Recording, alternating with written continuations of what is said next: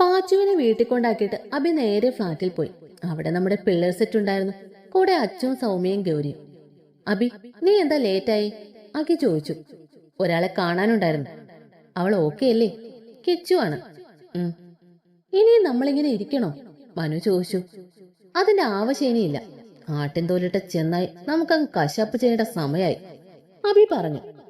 സൂക്ഷിച്ച് എന്തും ചെയ്യാവോ? ഗൗരി പറഞ്ഞു.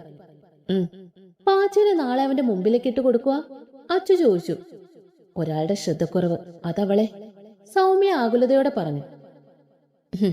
പേടിക്കേണ്ട കാര്യമില്ല, അതുണ്ടാവില്ല. നാളെ എപ്പോ നമ്മുടെ ഷോപ്പിൽ നിന്നാണോ? അത് പിന്നെ ഫ്രണ്ടിന്റെ ഷോപ്പിൽ പോവാ. എവിടെയാണേലും പാച്ചു പോലും അറിയാതെ അവളെ നമ്മുടെ കണ്ണു വേണം. സിദ്ധു, അവനെ അളിയന്റെ ആളുകൾ അവന്റെ പുറകെ തന്നെ ഉണ്ട്. ഞാൻ പോട്ടെ, ചിത്തുവിനെ വിളിക്കാൻ പോണം.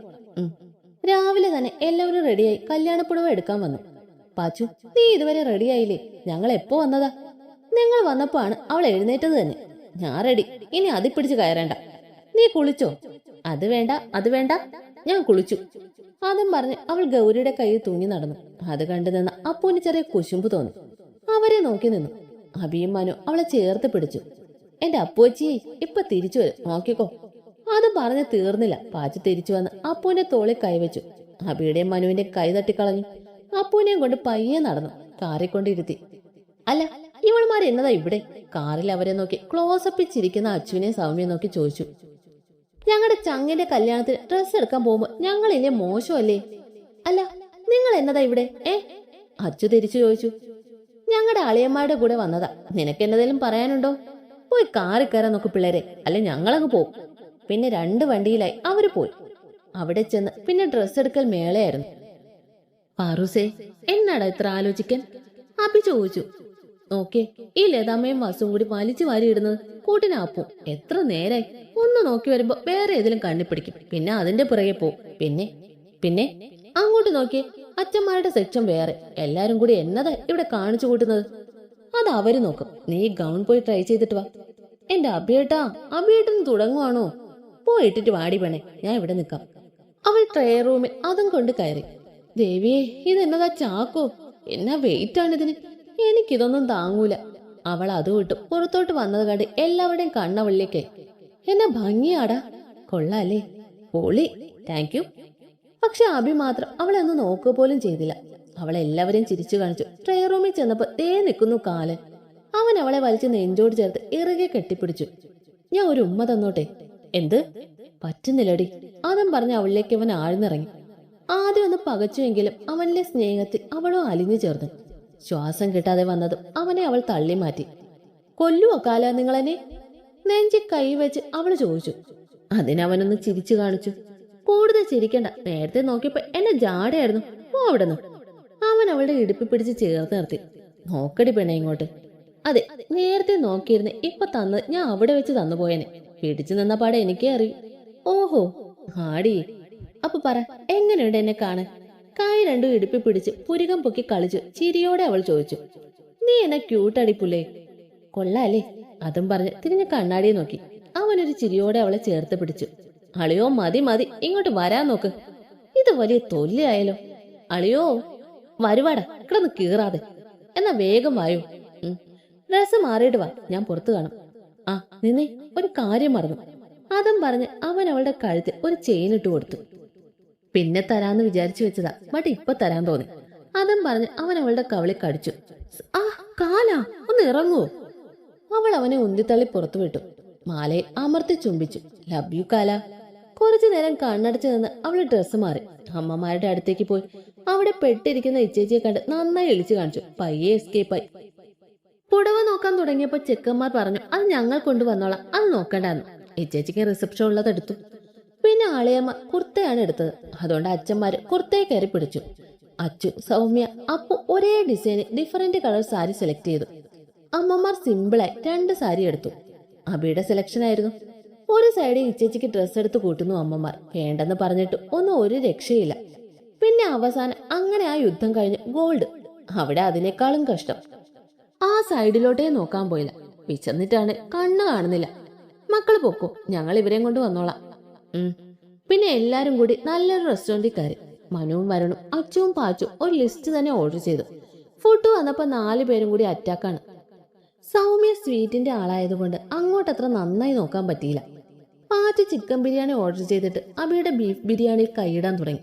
എന്റെ പാച്ചാ, എന്തോ സ്വന്തം പാത്രത്തിൽ കഴിക്കാൻ നോക്കടി. എന്റെ ചെക്കന്റെ പാത്രത്തിൽ ഇനിയും കൈയിടും. അതേപോലെ ഇതുപോലെ വാരി കൊടുക്കുകയും ചെയ്യും. അത് ചോദിക്കാൻ നിങ്ങൾ ആരാണ് ഹേ? അബിക്ക് വായു വെച്ച് കൊടുത്തുകൊണ്ട് പാച്ചു ചോദിച്ചു. ഇത്തിരി ഉളുപ്പ്. എന്തിന്?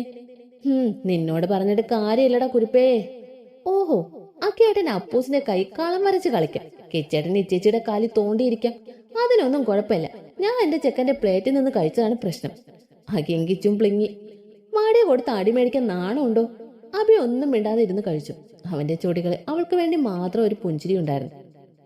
എല്ലാവരും കഴിച്ചിറങ്ങി. പാർക്കിങ്ങിൽ എത്തിയപ്പോഴാണ് പാച്ചു എന്തോ ഓർത്തത്. അയ്യോ, ഞാൻ ഫോൺ എടുക്കാൻ മറന്നുപോയി. ഞാൻ എടുത്തിട്ട് വരാവേ. നിക്കി, ഞാനും വരാം.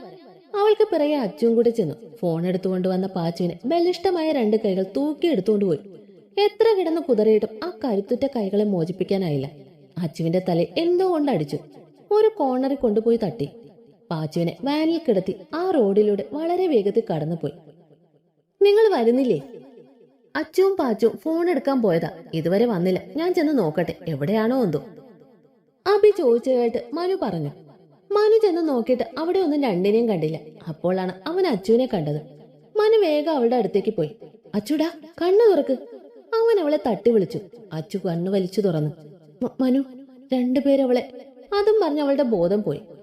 മനു അവളെ വാരിയെടുത്ത് കാറിന്റെ അങ്ങോട്ട് പോയി. ഡാ, എന്നാ പറ്റി?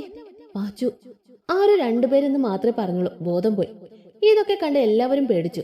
അക്കേട്ടാ, അച്ചുവിനെ ഹോസ്പിറ്റലിൽ കൊണ്ടുപോ. മനു, നീയും കൂടെ പൊയ്ക്കോ.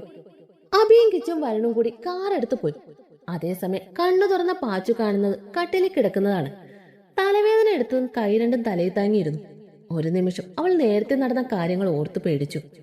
അച്ചു, അച്ചു, അവൾക്കൊന്നും പറ്റിക്കാണല്ലേ? അവളുടെ കണ്ണുകൾ നിറഞ്ഞു. എവിടെയാ അബിയേട്ടാ? പെട്ടെന്ന് ഡോർ തുറന്നു വരുന്ന ആളെ കണ്ട് പാച്ചു ഞെട്ടി. ജിത്തു ചേട്ടൻ. ചേട്ടൻ എന്തിനാ എന്നെ? അവളുടെ മനസ്സിൽ കുറെ ചോദ്യങ്ങളുടെ വേലിയേറ്റം കടന്നുകൂടി. ജിത്തു നടന്നു വന്ന് അവളുടെ കവളി അരുമയായി തടകി. കൈ എടുക്കട നാറി എന്റെ ദേഹത്ത് നിന്ന്. പാച്ചു കിടന്ന് വിറയ്ക്കുകയായിരുന്നു. അവളുടെ കണ്ണുകളിലെ ദേഷ്യം അവനെ കൂടുതൽ അവളിലേക്ക് അടുപ്പിക്കുന്ന പോലെ തോന്നി. അവന് കൈകൾ അവളുടെ കവളിൽ ചേർത്തു. നിന്നോടാണ് നായ കൈമാറ്റം പറഞ്ഞത്. അതും പറഞ്ഞ് അവന്റെ കൈ തട്ടി മാറ്റി അവന്റെ കരണം നോക്കി പൊട്ടിച്ചു. അവൻ ചിരിച്ചോണ്ട് നിന്നു. ഇതാണ് എനിക്ക് നിന്നിൽ ഇഷ്ടം. നിന്റെ തന്റെ ഇടം. ഇതൊക്കെ കാണാണ് നിന്നെ എനിക്ക് സ്വന്തമാക്കാൻ. നിനക്ക് വേണ്ടിയാണ് ഞാൻ ജീവിച്ചത് തന്നെ. തനിക്ക് നാണം ഉണ്ടോടോ? നീ എന്റെ അല്ലേ, പിന്നെ എന്തിന്? അത് താൻ മാത്രം അങ്ങ് തീരുമാനിച്ചാൽ മതി. ഞാൻ എന്റെ കാലന്റെ പെണ്ണാണ്, അഭിറാമിന്റെ പാതി. അവനാണ് എന്നിൽ നിന്ന് നിന്നെ. നിനക്കറിയോ, എന്റെ കല നട്ടലുള്ള നല്ലൊരാണാ, അല്ലാതെ നിന്നെ പോലെ അല്ലടാ. നിന്റെ കയ്യിലാണെന്ന് അറിഞ്ഞ നീ തീർന്നു. ഡി, എന്തിന്റെ അഹങ്കാരാണ്? ഒരുത്തനും ഇവിടെ വരില്ല. അത് നിന്റെ വെറും തോന്നൽ മാത്രമാണടാ. അവനെ എന്റെ ചെക്കനാ. നിർത്തുന്നുണ്ടോ? നിന്റെ ചെക്കനോ? അപ്പൊ ഞാൻ ആരാടി പറയാൻ? നിന്നെ എനിക്ക് കിട്ടില്ല, ആർക്കും കിട്ടില്ല. എല്ലാത്തിനെയും കൊല്ലും. പാച്ചു അവന്റെ ഭാവം കണ്ട് പേടിച്ചു. അവൾ ആ ബെഡിന്റെ ഓരത്തേക്ക് മാറി. അവളുടെ കണ്ണുകൾ നിറഞ്ഞു. അയ്യോ, പേടിച്ചു? നിന്നെ എനിക്ക് അത്രയ്ക്ക് ഇഷ്ടമാ. അതുകൊണ്ട് എന്റെ മോളെ ഒന്നും ചെയ്യില്ല കേട്ടോ. നമുക്ക് ആരുടെ ശല്യമില്ലാതെ എവിടെയെങ്കിലും പോവാം. നിനക്കറിയോ, നീ ഒരു സ്പിരിറ്റാണ്. അതിന് ഞാൻ എന്ത് വേണം? അവളുടെ ആത്മ നിന്നോട് അടുക്കാൻ വേണ്ടി മാത്രമാണ് അവനോട് കൂട്ടുകൂടിയത്. നിന്നോട് സംസാരിക്കുമ്പോൾ കിട്ടുന്ന ലഹരി അത് വേറെ ഒന്നിനും കിട്ടില്ല. നമുക്ക് നാളെ തന്നെ പോവാം നമ്മുടെ സ്വർഗത്തിലേക്ക്. നീ ഒറ്റയ്ക്ക് പോയാൽ മതിയുടെ തെണ്ടി.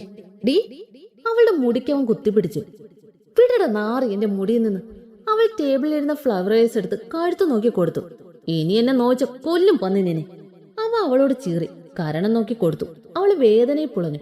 നോക്കിക്കോടാ, ഇതിന് നിനക്ക് കിട്ടും പൊന്നപ്പട്ടി ചെറ്റേ. അടങ്ങി ഇവിടെ ഇരുന്നു. ആരും വരില്ല നിന്നെ ഇവിടെ ഒന്ന് കൊണ്ടുപോവാൻ. അവൻ ഡോറടച്ചു പോയി. എന്റെ ദൈവമേ, എന്നാ അടിയാ. നോക്കിക്കോ, ഇതിനുള്ളത് ഞാൻ എന്റെ കാലിനെ കൊണ്ട് കൊടുക്കും. എവിടെയാടാ കാലാന്നേ? എനിക്ക് പേടിയാവും. പെട്ടെന്ന് വായോ. എന്തായി? വരുൺ ചോദിച്ചു. ലൊക്കേഷൻ ഇപ്പൊ കിട്ടും. അവൻ എന്റെ പെണ്ണിനെ കൊല്ലും ഞാൻ. ആ പൊന്ന മോനെ. ഡാ, ലൊക്കേഷൻ കിട്ടി. വാ. ഇത് ആ കണ്ടത്തിന്റെ അപ്പുറത്തുള്ള ചായ്പിനോട് ചേർന്നുള്ള വീടല്ലേ? പെട്ടെന്ന് പോവാൻ നോക്കാം. അവര് വണ്ടിയെടുത്ത് അങ്ങോട്ട് പാഞ്ഞു. എന്റെ ദൈവമേ, ഇനി അവര് വരൂലേ? സമയം കുറയായി. എനിക്ക് പേടിയാവുന്നു. പട്ടി, എന്നെ തുറന്നു വിടടാ. അവൾ തുടരെ മുട്ടി. നിന്നോടാണ് എന്നെ വിടാൻ പറഞ്ഞത്. കുറെ അവൾ അവിടെ കിടന്ന് ഒച്ച വെച്ചു. അവൾ ആ റൂമിൽ എല്ലാ സ്ഥലവും പരതി. ടാ, നീ ഇപ്പൊ തുറന്ന വീട്ടിലെ ഞാൻ ഇപ്പൊ തൂങ്ങിച്ചാവും. എടാ പന്ന പട്ടി. പയ്യെ അവളുടെ സൗണ്ട് നേർത്തു വന്നു. അവൾ അവൻ കെട്ടിക്കൊടുത്ത മാലയിൽ മുറുകെ പിടിച്ചു. നീ ഒന്ന് വേഗം വാ. ഡോർ തുറക്കുന്ന സൗണ്ട് കേട്ട് അവൾ നോക്കി. കയ്യിൽ പാത്രവുമായി ഒരു മുട്ട. ദൈവമേ, അവന്റെ ഗുണ്ടയാണോ? ഇത് കഴിക്കേ. എനിക്ക് വേണ്ട. തിന്നാ നോക്ക്. നിന്നോടല്ലേടാ മുട്ട പറഞ്ഞത് വേണ്ടാന്ന്. നിന്റെ ആ കോപ്പം ബോസിനെ കൊണ്ട് കൊടുക്കടാ. മുട്ട അവളെ തുറച്ചു നോക്കി പുറത്തോട്ട് പോയി. കുറച്ചു കഴിഞ്ഞ് ജിത്തു വന്നു. എന്റെ മോള് വാ, വിശക്കുന്നില്ല നിനക്ക്? അവള് മൈൻഡ് ചെയ്തില്ല. കഴിക്കടി. അവൻ അവളുടെ കവളെ മാറി മാറി തല്ലി. വെറുതെ ദേഷ്യം പിടിപ്പിക്കാതെ. ഓടാ കോപ്പേ. ഡീ നോക്കിക്കോ, എന്റെ ചെക്കൻ വന്ന് നിന്റെ കാലനാവും. നിനക്ക് പറഞ്ഞാ മനസ്സിലാവില്ലേ? ഒരുത്തനും വരത്തില്ല. വരും. അതിനു മുമ്പ് ഞാൻ നിന്നെ സ്വന്താക്കും. അതും പറഞ്ഞ് അവളുടെ അടുത്തേക്ക് വന്നു. അഭിയും കെച്ചുവും വരുന്ന സ്ഥലത്തെത്തി. ഫോൺ ലൊക്കേഷൻ നോക്കി ഇവിടെ തന്നെ ആണോ എന്ന് ഉറപ്പിച്ചു. ഇത് തന്നെ, വേഗം വാ. എടുത്തു ചാടരുത്, അവന്റെ കൂടെ മറ്റോമാരും കാണും. അഭി പുറകു വഴി ചെന്ന് അടുക്കള വഴി ഉള്ളിക്കയറി. അവന്റെ പിറകെ കിച്ചുവും വരുണും ചെന്നു. ഓരോ റൂമും നോക്കാൻ തുടങ്ങി. ചിത്തു അവളുടെ അടുത്തേക്ക് നടന്നു തുടങ്ങി. അവൻ വരുന്നതിനനുസരിച്ച് അവൾ പുറകിലേക്ക് നീങ്ങാനും തുടങ്ങി. നീങ്ങുന്നതിന്റെ ഇടയ്ക്ക് അവളുടെ കൈയും കണ്ണും രക്ഷപ്പെടാനുള്ള കച്ചിത്തുരുമ്പിന് വേണ്ടി പരതിക്കൊണ്ടേയിരുന്നു. കാല, എവിടെയാടാ നീ? ഇവൻ എന്റെ കാലനാവുന്നതിന് മുമ്പെങ്കിലും കെട്ടിയെടുക്കുവോ? രക്ഷപ്പെടാനുള്ള മാർഗങ്ങൾ നോക്കിയെങ്കിലും അതിനു മുമ്പ് തന്നെ ജിത്തു അവളുമായി അകലം കുറഞ്ഞിരുന്നു. അവൻ അവളുടെ രണ്ട് കൈകളിലും അമർത്തി പിടിച്ച് അടുത്ത് കിടന്ന ബെഡിലേക്ക് ആഞ്ഞു തള്ളി. അവളെ പിടഞ്ഞെഴുന്നേക്കാൻ ശ്രമിക്കുന്നതിന് മുമ്പ് തന്നെ അവളിലേക്ക് അമർന്ന് ഒരു തരി അനങ്ങാൻ പോലും കഴിയാത്ത വിധം അവളെ ബന്ധിച്ചു കഴിഞ്ഞു. ആവേശത്തോടെ അവളുടെ കഴുത്തിലേക്ക് മുഖം പൂഴ്ത്താൻ തുടങ്ങവേ അവന്റെ കയ്യിലിരുന്ന ഫോൺ വൈബ്രേറ്റ് ചെയ്യാൻ തുടങ്ങി. ഫോണിന്റെ സ്ക്രീനിൽ തെളിഞ്ഞു കണ്ട കാര്യങ്ങൾ അവനെ അവളിൽ നിന്ന് അകറ്റി. കാറ്റിന്റെ വേഗതയിൽ ഡോറും വലിച്ചടച്ച് പുറത്തോട്ടിറങ്ങി. ഇറങ്ങുന്ന വഴിക്ക് അവൻ സ്റ്റെയർ വലിച്ച് മുകളിലോട്ടാക്കി. ഒരു റൂമിൽ നിന്നും അപ്സ്റ്റെയർ വഴി കയറുന്ന റൂമിലാണ് പാച്ചുനെ അവൻ ഇട്ടിരുന്നത്. വുഡൻ കൊണ്ട് പണിത സ്റ്റെയർ സീലിംഗിനോട് ചേർത്ത് അടച്ചിട്ടാണ് അവൻ ഇറങ്ങിയത്. സീലിംഗും സ്റ്റെയറും ഉടൻ കൊണ്ടുള്ളതായതുകൊണ്ട് ആർക്കും തന്നെ പെട്ടെന്ന് കണ്ടുപിടിക്കാൻ സാധിക്കില്ല. ഡോർ വലിച്ചടയ്ക്കുന്ന സൗണ്ട് കേട്ടിട്ടാണ് പാച്ചു കണ്ണു തുറക്കുന്നത്. കുറച്ചു നിമിഷവും കൂടി കഴിഞ്ഞിരുന്നെങ്കിലുള്ള തന്റെ അവസ്ഥ ഓർത്തിട്ട് അവൾ ആ ബെഡിൽ തന്നെ ചുരുണ്ടുകൂടി കിടന്നു. ജിത്തു തന്റെ ഫോണിലൂടെ അഭിയൊക്കെ വീട്ടിൽ കയറിയത് കണ്ടിട്ടാണ് അവളെ വിട്ടു മാറിയത്. അവൻ ഫോണിൽ നോക്കി എല്ലാവരുടെയും നീക്കങ്ങൾ നിരീക്ഷിച്ചു. അതിനനുസരിച്ച് മൊട്ടയ്ക്ക് ഇൻഫർമേഷൻ നൽകിക്കൊണ്ടിരുന്നു. മൊട്ടയും മൊട്ടയുടെ ഗ്യാങ്ങും അവരെ ആക്രമിക്കാൻ തക്കത്തിന് ഓരോ ഇടങ്ങളിലായി പതുങ്ങിയിരുന്നു. വരുൺ ഓരോ റൂമിൽ കയറി നോക്കിക്കൊണ്ടിരിക്കുമ്പോൾ പ്രതീക്ഷിക്കാത്ത ഒരു ചവിട്ട് പുറകെ നിന്ന് കിട്ടുന്നത്. പ്രതീക്ഷിക്കാത്തതായതുകൊണ്ട് തന്നെ ബാലൻസ് തെറ്റി അവൻ വീണു. വരുണിന്റെ നിലവിളി കേട്ട് കിച്ചു അബി അങ്ങോട്ടേക്ക് ഓടിയെത്താൻ ശ്രമിച്ചെങ്കിലും അപ്പോഴേക്കും മൊട്ടയുടെ ആൾക്കാർ അവരെയും ബന്ധിച്ചു കഴിഞ്ഞു. 3 പേരുടെയും കൈ പുറകിൽ നിന്ന് ബന്ധിച്ചു പിടിച്ച് നിരനിരയെ നിന്നു. അവരുടെ മുമ്പിലായിട്ടുള്ള സ്റ്റെയറിൽ കൂടി പയ്യെ നടന്നു വന്ന് അവർക്ക് മുമ്പിൽ ഒരു ചേർ വലിച്ചിട്ട് കൈയും കെട്ടി ചാരിയിരുന്നു ജിത്തു. ആരൊക്കെയാ? പ്രതീക്ഷിച്ചാലും നേരത്തെയാണല്ലോ. ഞാൻ ജീവന് തുല്യം സ്നേഹിച്ച് എന്റെ പെണ്ണാണ് അവള്. അവളെ നിനക്കൊന്നും തരാൻ ഞാൻ അത്ര നല്ലവനൊന്നുമല്ല. നിനക്കറിയോ, നിനക്കവളെ അറിയാം എന്ന ഒറ്റ കാരണത്താലാണ് ഞാൻ നിന്റെ ഫ്രണ്ട്ഷിപ്പ് നേടിയെടുത്തത്. നിങ്ങൾ തമ്മിലുള്ള വഴക്ക് ഞാൻ കൂടുതൽ ആസ്വദിച്ചു. കാരണം അതിന്റെ ഇടയിൽ അവളുടെ സൈഡിൽ നിന്ന് എല്ലാം സംസാരിക്കുമ്പോൾ എന്നോട് അവൾക്ക് ഇഷ്ടമുണ്ടാകുമെന്ന് തോന്നി. നല്ലൊരു ജോലിയെല്ലാമായി അവളുടെ വീട്ടിൽ പോയി ആലോചിക്കാന്ന് വിചാരിച്ചപ്പോ നീ അവിടെ വന്ന് അവളെ എന്നിൽ നിന്നും അടർത്താൻ. നിനക്കെന്റെ പെണ്ണിനെ തന്നെ വേണമായിരുന്നോടാ. നിനക്കറിയോ, നിങ്ങൾ തമ്മിൽ ഇഷ്ടമാണെന്ന് പറഞ്ഞപ്പോ എന്റെ സമനില തെറ്റി. തരില്ലടാ നിനക്കൊന്നും അവളെ. അതിനു വേണ്ടി നിന്നെയൊക്കെ കൊന്നിട്ടാണേലും ശരി. കഴിഞ്ഞോ നിന്റെ വാചക കസർത്ത്? നീ എന്ത് വിചാരിച്ചടാ പന്നം മോനെ? നിന്റെ അഭിനയം ഞാൻ അങ്ങ് വിശ്വസിച്ചു. അന്ന് ആ കോഫി ഷോപ്പിൽ വെച്ച് നിന്നെ കണ്ടപ്പോഴേ എനിക്ക് നിന്റെ കാര്യത്തിൽ സംശയം തോന്നിയതാ. അന്ന് തൊട്ട് നിഴല് പോലെ ഞാൻ എന്റെ പെണ്ണിന്റെ പുറകെ ഉണ്ടായിരുന്നു. നീ എന്റെ പെണ്ണിന്റെ റൂമിൽ കയറുമ്പോഴും അവള് കാണാതെ അവളുടെ പിക്കൊക്കെ എടുക്കുമ്പോഴും ഞാനും ഉണ്ടായിരുന്നു നിന്റെ കൂടെ. പിന്നെ ഞാൻ എന്തിനാ ഇത്രയും റിസ്ക് എടുത്ത അവളെ നിന്റെ മുമ്പിൽ ഇട്ടു തന്നതെന്ന് ചോദിച്ചാൽ എനിക്ക് ഇങ്ങനെ നിന്നെ എന്റെ മുമ്പിൽ വേണമായിരുന്നു. അതിനു വേണ്ടിയാണ് ചങ്ക് പിടയുന്ന വേദനയിൽ അവളെ വെച്ച് തന്നെ ഞാൻ കളിച്ചത്. പിന്നെ നീ എന്ത് കരുതി ഈ പീറ ഗുണ്ടകളെ വെച്ച് എന്നെ അങ്ങ് ഓലത്തിക്കളയാന്നോ? ഇവന്മാർക്ക് മുമ്പിൽ ഇങ്ങനെ നിന്നു കൊടുത്തതുപോലും എന്റെ ഒരു ചെറിയ പിഴവ് കൊണ്ടുപോലും നീ രക്ഷപ്പെടാതിരിക്കാൻ വേണ്ടിയാണ്. അപ്പൊ എങ്ങനെയാ മക്കളെ, തുടങ്ങുമല്ലേ? അഭി വരുണിനെയും കിച്ചുവിനെയും നോക്കി ചോദിച്ചു. പിന്നെ അല്ല. പറഞ്ഞു തീരുന്നതിന് മുമ്പ് തന്നെ തങ്ങളുടെ കൈകളിൽ പിടിച്ചിരിക്കുന്നവരെ കാലുമടക്കി തൊഴിച്ചു. കൈ പിടിച്ച് തിരിച്ചു കറക്കി അവരുടെ മുമ്പിലായി നിർത്തി. കൂട്ടാളികളെ ആക്രമിക്കുന്നത് കണ്ടപ്പോൾ മൊട്ടയെ അവരുടെ കൂടെ കൂടി. അഭി 2 പേരെ ഒരുമിച്ച് അടിച്ചു ഒതുക്കിയപ്പോൾ തന്നെ പിറകെ നിന്ന് ചവിട്ടി വീഴ്ത്തിയവനെ വാശിയും ദേഷ്യവും തീരുന്നതുവരെ ആക്രമിച്ചു കൊണ്ടിരുന്നു. കൂടെയുള്ളവരെയൊക്കെ അടിച്ചൊതുക്കിയതിനു ശേഷം 3 പേരും കൂടി ജിത്തുവിനെ വളഞ്ഞു. ഇത്രയൊക്കെ ഉണ്ടായിട്ടും അവൻ ചിരിച്ചുകൊണ്ട് തന്നെ നിന്നു. കിച്ചു അവനെ ചവിട്ടാൻ വേണ്ടി കാൽ പൊക്കിയ നിമിഷം തന്നെ അവൻ പോക്കറ്റിൽ നിന്ന് തോക്കെടുത്തു. പെട്ടെന്ന് അവര് പ്രതീക്ഷിക്കാത്ത പോലെ വരുണിന്റെ കഴുത്തിലൂടെ കൈയിട്ടതിനു ശേഷം അവന് നേരെ തോക്ക് ചൂണ്ടി. അത് കണ്ടപ്പോ അഭിയും കിച്ചുവോ നടങ്ങി. ഹ, എന്തേ ഇപ്പൊ എന്നെ തല്ലണ്ടേ? തല്ലണേ, വാ തല്ലിക്കോ. പക്ഷെ അതിനു മുമ്പേ ദേ ഞാൻ ഇവനെ അങ്ങ് തീർക്കും. അതും പറഞ്ഞവൻ വീണ്ടും ചിരിക്കാൻ തുടങ്ങിയപ്പോ ഒരു ഇരുമ്പ് ദണ്ട് വന്ന് അവന്റെ തലയ്ക്കടിച്ചു. ബാലൻസ് തെറ്റി അവൻ താഴെ വീണ തക്കം നോക്കി വരുൺ അവനിൽ നിന്ന് കുതറി മാറി അവന്റെ കയ്യിലുള്ള തോക്കും കൈക്കലാക്കി. കിച്ചു ദണ്ട് വന്ന വഴി നോക്കിയപ്പോ മനുദേ വായും പൊളിച്ചു നിൽക്കുന്നു. ആദ്യമായിട്ടാണേ ചെക്കന് ഉന്നം തെറ്റാതെ പോകുന്നത്. എഴുന്നേൽക്കാൻ നോക്കിയ ചിത്തുവിനെ അഭി ഒറ്റ ചവിട്ടിന് താഴെ ഇട്ടു. അവന് ദേഷ്യം തീരുന്നവരെ അവനെ തലങ്ങും വിലങ്ങും അടിച്ചുകൊണ്ടിരുന്നു. ഇടയ്ക്ക് വരണം കിച്ചു അവന്റെ വയറ് നോക്കി ചവിട്ടാനും മറന്നില്ല. അത് കണ്ടിട്ട് മനു ഓടി വന്ന് അവന്റെ വക 2 ചവിട്ടും കൂടി കൊടുത്തു.